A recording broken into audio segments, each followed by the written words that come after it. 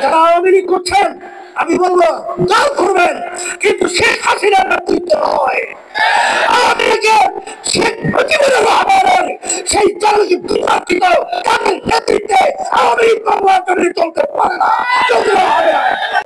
আমাদের দেশকে আগে রক্ষা করব, ইসলামকে রক্ষা করব, মানবতাকে রক্ষা করব, তারপরে আমরা ক্ষমতায় যাওয়ার স্বপ্ন আমরা দেখব। কিন্তু এগুলো সংস্কার না করি আমরা ক্ষমতায় যাওয়ার জন্য পাগল হয়ে গেছি। এটা অত্যন্ত দুঃখ।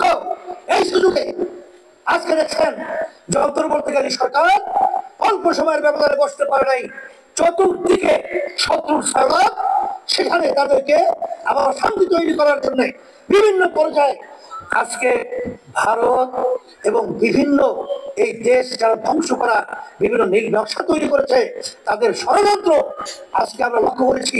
এর সুযোগ কারা করে দিয়েছে? এটা কিন্তু জাতির কাছে প্রশ্ন।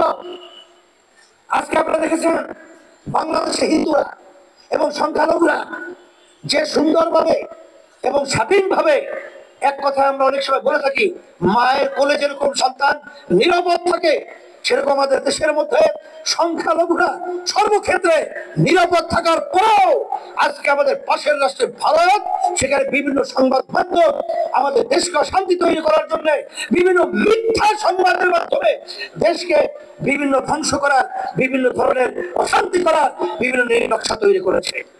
আপনারা দেখেছেন এ ব্যাপারে আমাদের জাতীয় ঐক্য করতে হবে, জাতীয় ঐক্য গড়ে তুলতে হবে। আগে হুব্বুল ওয়াতানি মিনাল ঈমান, ঈমান দেশের আন্তরিকতা, মহব্বত এবং দেশের প্রতি আন্তরিকতা থাকে, ঈমানের একটা অংশ। আমরা বলবো যারা আওয়ামী লীগ করছেন শেখ হাসিনা এবং তার পরিবারের নেতৃত্বে, আমি বলবো যারা নাকি তাদের নেতৃত্ব করে আওয়ামী লীগ করার স্বপ্ন দেখছেন, তারা দেশের শত্রু, তারা ইসলামের শত্রু, তারা মানবতার শত্রু। কারণ তারা ভারতের এজেন্ডাকে বাস্তবায়ন করেছে।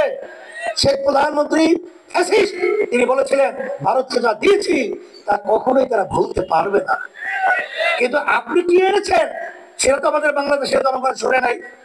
তাহলে বুঝা গেল আপনি ভারতের জন্যই আপনি বাংলাদেশে এই মস্তানে বসে ভারতের দালালি করতেছিলেন। যারা আওয়ামী লীগ করছেন আমি বলবো দল করবেন, কিন্তু শেখ হাসিনার নেতৃত্বে নয়।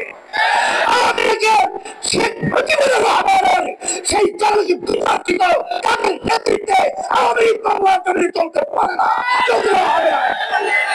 সাথে সাথে আমরা নির্বাচনের ব্যাপারে বলেছি, 53 বছর স্বাধীনতার বয়স, আজকে দেশ যাদের যে নিয়মের মাধ্যমে নির্বাচন হয়েছে, এই নির্বাচনের মাধ্যমে ফ্যাসিস্ট তৈরি হয়েছে।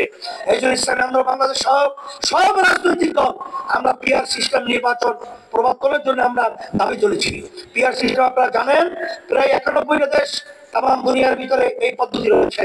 আজকে পিআর সিস্টেমের মাধ্যমে এই দেশে জাতীয় একটা সরকার গঠন হবে এবং এর মাধ্যমে বাংলাদেশে আমরা সবাই একত্রিত হয়ে সুন্দর দেশ গড়ার একটা প্রক্রিয়া তৈরি হবে। আর এক শ্রেণীর তারা এককভাবে ক্ষমতায় যে আমার ফ্যাসিস্ট হবে, আমাদেরকে জুলুম করবে, আমাদের মাথায় নূর রেখে বই খেয়ে টাকা বিদেশে পাঠিয়ে বেগম করা তৈরি করবে, বাংলাদেশের জনগণ দেখতে চায় না, বাস্তবায়ন হতে ক্যামেরা ক্যামেরা ইনশাআল্লাহ। আমি আমার শেষ করছি।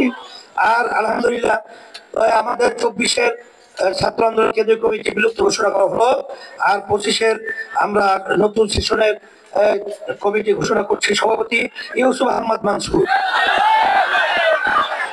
আলহামদুলিল্লাহ, সহ সভাপতি মুনতাসির আহমদ, আর সেক্রেটারি জেনারেল শেখ মোহাম্মদ মাহবুব রহমান।